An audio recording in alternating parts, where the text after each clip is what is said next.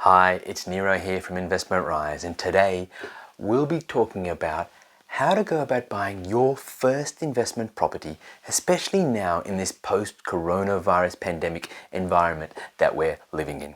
Because I see so many people reaching out to me saying, Nero, tell me, where's the best place to invest? What's the right suburb to invest in? Others will say, it feels like we're just gambling when it comes to investing in property. It feels like we're taking 60 grand, 80 grand, 100 grand, even more in some cases, and going to the casino and just putting it on red and then hoping, fingers crossed, that it all works out. But you see, if investing in property was just a matter of finding the right suburb, or finding a good suburb and waiting for it to rise in value, well, then everyone who invests in property would be wealthy. Everyone who invests in property would achieve their retirement goals. Yet we know from the ATO, or the Australian Tax Office, that less than 2% of Australians end up with a property portfolio that can fund them in retirement. And yet we are obsessed with property in Australia. It's often the subject of conversation and at a barbecue, at family dinners, whatever the case may be. So what I want to look at here is 5 tips for you if you're looking to buy your first investment property. And let's begin with the first one, which is this. Be clear on your goals.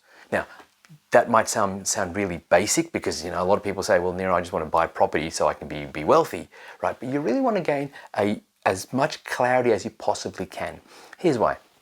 I was speaking to someone recently and they wanted to buy property that was positively cash flowed, and I was like, and as I drilled down to why, what's the reason that you want to actually buy property and build a property portfolio?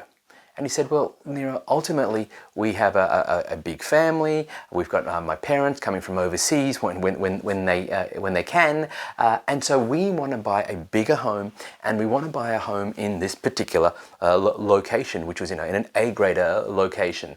And I said, well, that's fantastic. So if that's your goal, why are you focusing on buying, properties in regional towns where, yes, strong positive cash flow, but next to no capital growth?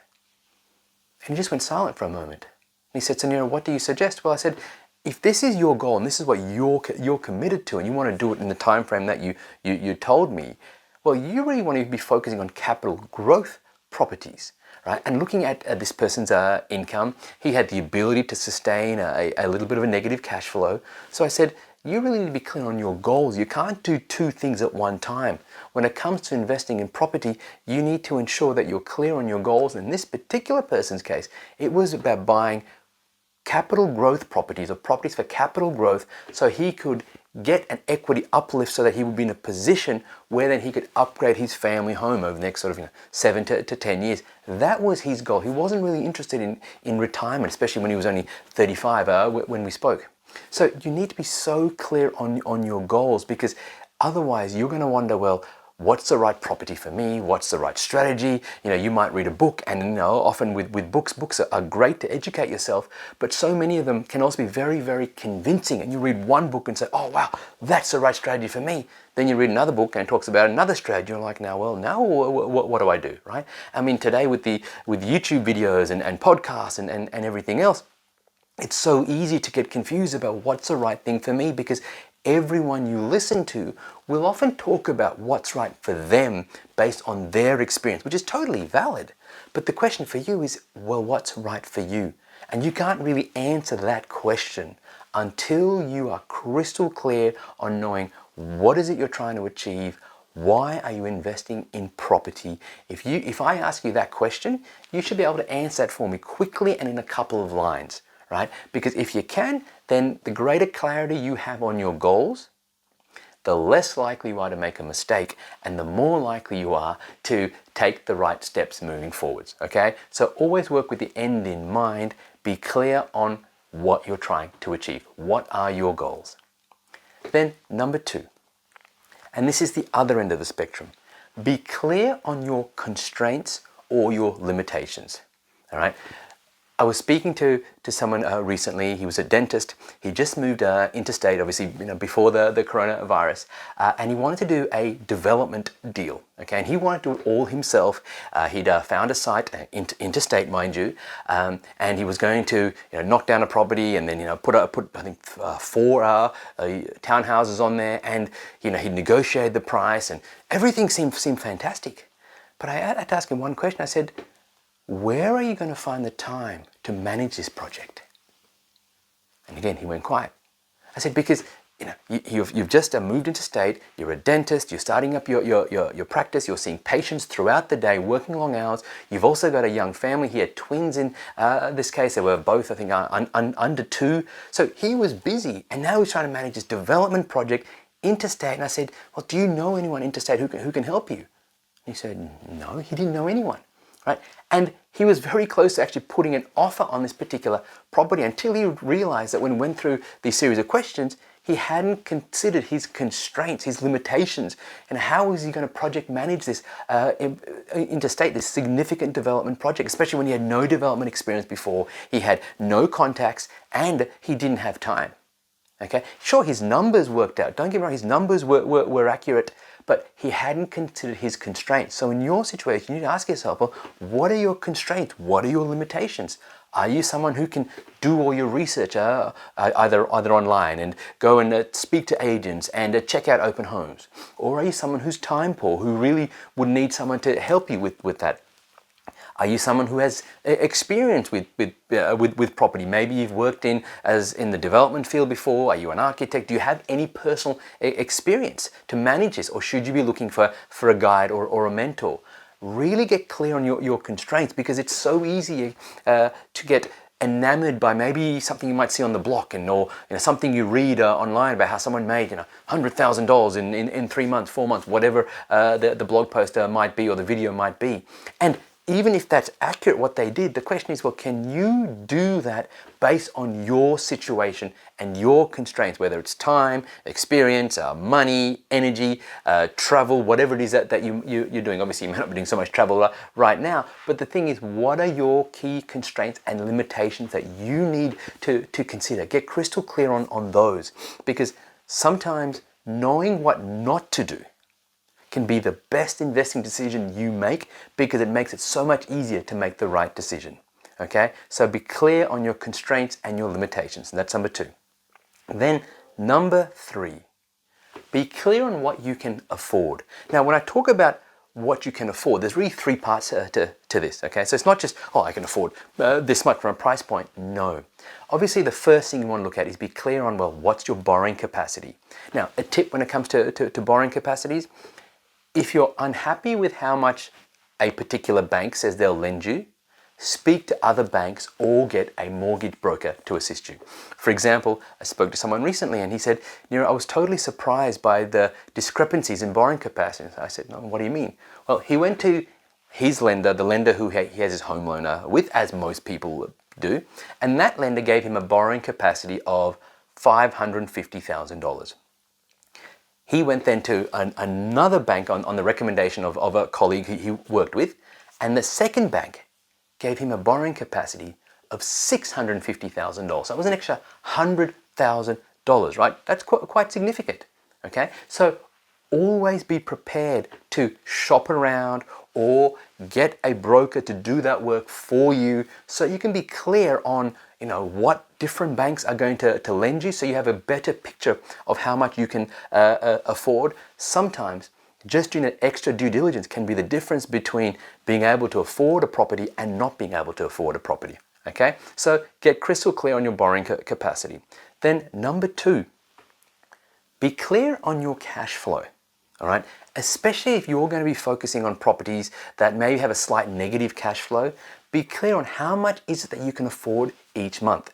Now, obviously, to know this, you need to know what your household spending and income is, how much surplus money is there at the end of every month, okay? Because, if, for example, you're in a position where there's an extra $650 surplus per month, and you find a property that you believe is right for your goals, and it has got great growth potential, but it's going to cost you, say, $150, per month, so it's $150 negative per month, well, based on those numbers, it's certainly affordable for you, right? So be clear on your cash flow, how much you can afford from a cash flow perspective, not just from a price point perspective, you see, because when it comes to affordability, we're so, I guess, trained to focus on, well, what price can we afford? And we often go with what the bank tells us, right? But the thing is for you is when you're buying property, remember, yes, you pay a certain price, of course, but as an investor, each month you're obviously paying the interest payments and maybe the principal, depending on which way you decide to go, but you're also getting an income, right, with the rental income. So the question is, well, what's the difference? That's your affordability on a month-to-month basis. Okay, and can you even afford a negative cash flow? That's the next thing to consider. Or should you be focusing on property that are essentially neutral cash flow, which means the income and the expenses are the same, or even positive cash flow? Okay, you need to get clear on these because that's really what's going to help you find the right properties and target the right areas for you. Okay, and then the third thing is this: what's your comfort level when it comes to price point? Okay, for example, your broker, as a particular client of mine said recently, his broker said he could afford $900,000. Okay, but he said, you know, I've got my home, my mortgage, I'm not just comfortable spending $900,000. I want to look at something under $650,000. Okay, so that's what we're going to help him find. So you need to not just be clear on your cash flow, but also when it comes to a price, are you comfortable with that? Okay, because especially if it's your first investment property, there's no reason to necessarily stretch the budget and then not be able to sleep at night. Okay, go for something a little bit more conservative if you feel that that's right for you. Now, of course, you might be thinking, yeah, but you know, I can't find something for that particular price point. Okay, well, stay tuned. We'll come to that a bit later on. Okay, but remember, when it comes to what can you afford, yes, your borrowing capacity, but then it's your cash flow. That's the most important thing. How much can you afford if you want to go negative, or do you need to go positive to begin with? And also, what price point are you comfortable with? Okay, they're the first three things. Then tip number 4 is, once you know obviously your goals and your constraints, well, what's the strategy that's right for you? If, for example, you are someone who has time on your hands and you're practical and you maybe even have some experience dealing with tradies and you're looking to maybe make some quick cash, which means sort of, I guess, a return in under 12 months, maybe you can look to do a deal where it's going to be a buy, renovate and sell kind of deal, okay? But then maybe you're someone who goes, well, I don't really have that kind of time or experience, and maybe you're not even inclined, you don't want to necessarily go and do all that kind of work. Well, then is there another strategy for you? Right, like for example, one of our clients right now is in this position where they have a certain amount of money saved up, but if they go and buy a property, well, that's it. They're not going to be able to buy anything else until that property grows in value.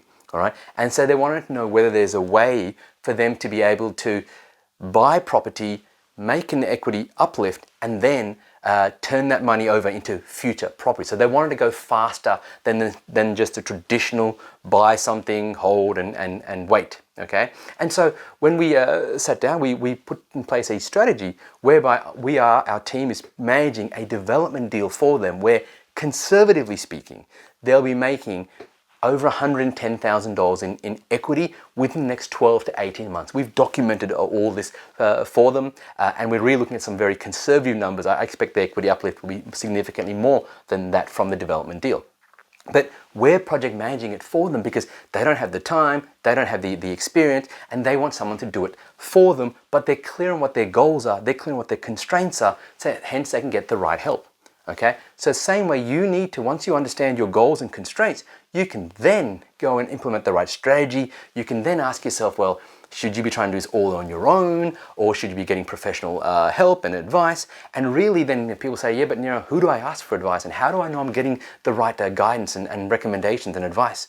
Well, if you're clear on your goals and you're clear on your constraints, you know what you're working within. Right? Like I told you with this client before, they know what they want to do. They want to make a quick equity uplift, but they don't have the time to do something themselves. So we're working with a strategy that works for them. Sometimes you might be in a position where like, well, I don't need to do that. I just need to build a portfolio that's going to sustain me over the next 10 years, 15 years, but I don't have the time to do all the research and the negotiation. So you reach out for someone who's going to help you do that. All right. So you just, once you're clear on your goals and your strategies, You can then work out what the right strategy is for you. And once you're clear on the right strategy, you can work out, number one, who you need to get for help. But number two, you can also work out what type of property you're going to target as well, right? I mean, if you're going to look for something that's going to have a quick equity uplift, you're either doing a development deal or you're buying something older that you're going to add value to. You're not going to buy a standard house and land package, for example, right? Or an off-the-plan unit, for example. But on the flip side, if you're looking for something that's just passive, going to take care of itself, and you are in a position where you don't need an immediate equity uplift, well then you might be looking at a standard buy and hold strategy, buying either a house and land package or something that's near new for the better depreciation benefits. Or you might buy something that's been recently renovated, it's in good quality, good nick, and so you don't need to actually do anything to it, and you might buy that kind of property. But you can't know what's right for you until you're clear on your goals and your strategies and your constraints, right? Okay, so be clear on that. And then we come to the last one.